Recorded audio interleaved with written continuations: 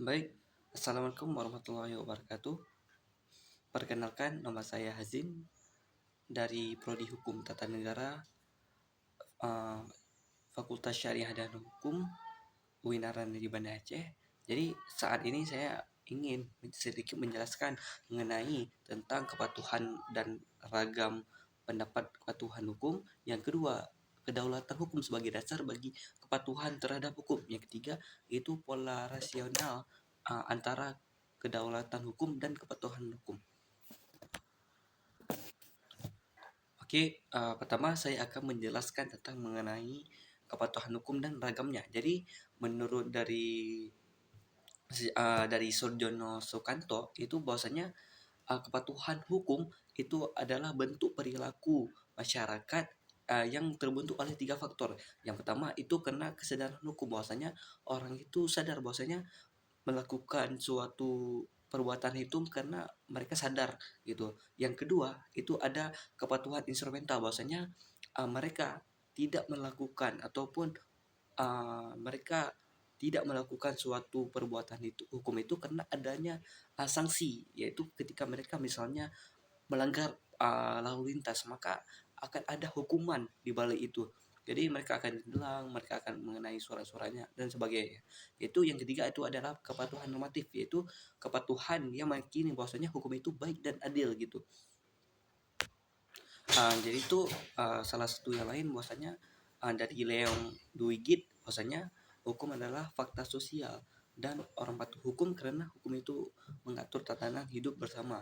Jadi kepatuhan muncul karena faktor sosial dan kebutuhan hidup dalam masyarakat. Dan juga dari salah satu tokoh yang lain itu dari Yaisa Jipto Raharjo itu bahwasanya kepatuhan hukum idealnya karena kepercayaan rakyat bahwasanya hukum itu adil dan berpihak kepada mereka. Bahwasanya hukum itu tidak adil, justru berpotensi tidak dipatuhi karena kehilangan legitimasinya. Itu jadi dapat kita simpulkan bahwasanya ada beberapa faktor bahwasanya memengaruhi masyarakat untuk terhadap kepatuhan hukum. Yaitu pertama ada kualitas hukum itu sendiri, adil atau tidak gitu. Jadi kualitas itu yang dilihat dari masyarakat bahwasanya adil atau tidaknya ini terhadap mereka, makanya mereka melihat dari kualitas itu sendiri. Yang selanjutnya itu ada penegakan hukum yang konsisten dan tidak diskriminatif, yaitu bahwasanya hukum itu tidak runcing terhadap masyarakat bawah gitu. Jadi yang atas itu biasa aja, maka yang sulit itu dari masyarakat kecil. Selanjutnya itu adalah kesadaran hukum masyarakat gitu. Jadi bagaimana masyarakat ini sadar terhadap hukum itu sendiri. Yang selanjutnya itu pendidikan dan informasi hukum. Bahwasanya ada penyampaian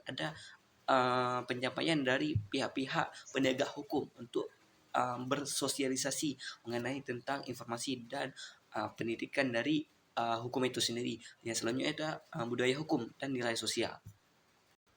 Jadi selanjutnya saya akan menjelaskan tentang kedaulatan hukum sebagai dasar bagi kepatuhan terhadap hukum.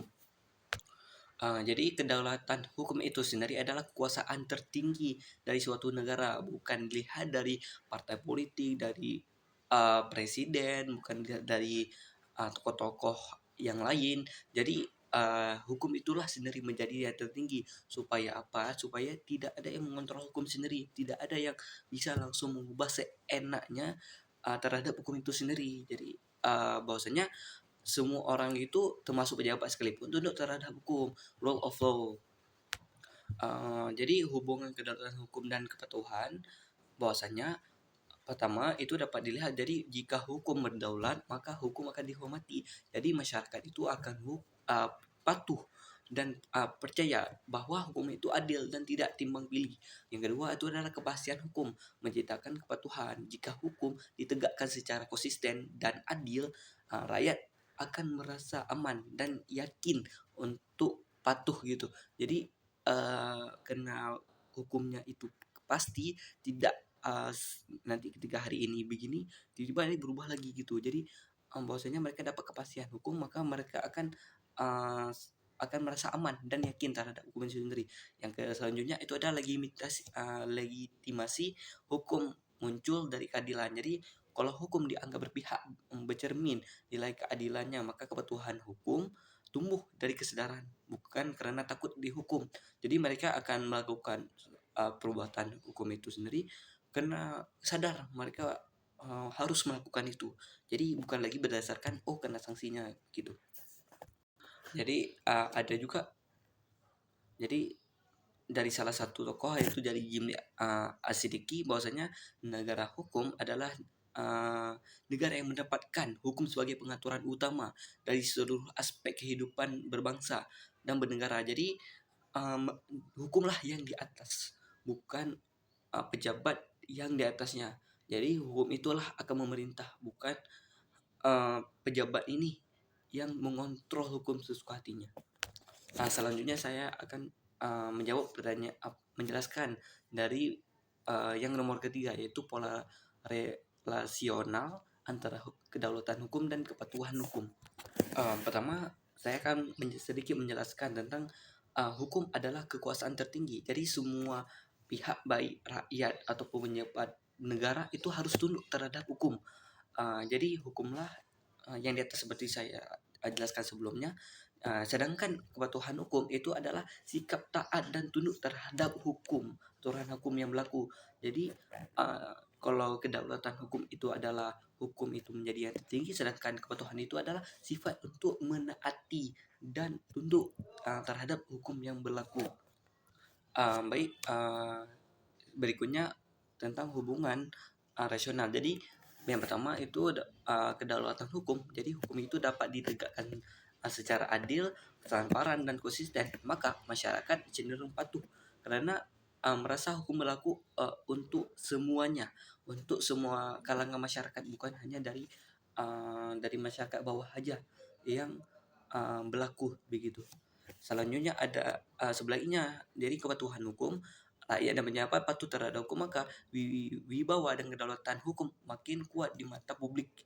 Yang selanjutnya, bahwasanya contoh dapat kita dari Mahkamah Konstitusi ketika MK membatalkan peraturan yang melanggar undang-undang, misalnya Undang-Undang Cipta Kerja. Ini menunjukkan kedaulatan hukum berjalan, rakyat pun makin percaya dan patuh terhadap putusan hukum.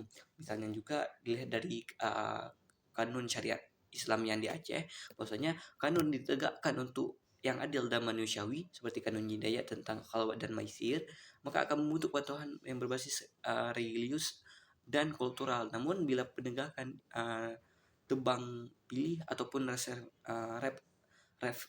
represif, maka kepatuhan berubah menjadi ketakutan semu, bukan kesadaran. Jadi itu akan berbalik arahnya. Jadi sekian yang dapat saya jelaskan mengenai ini. Lebih dan kurang saya mohon maaf. Wabillahi taufiq wal hidayah. Wassalamualaikum warahmatullahi wabarakatuh.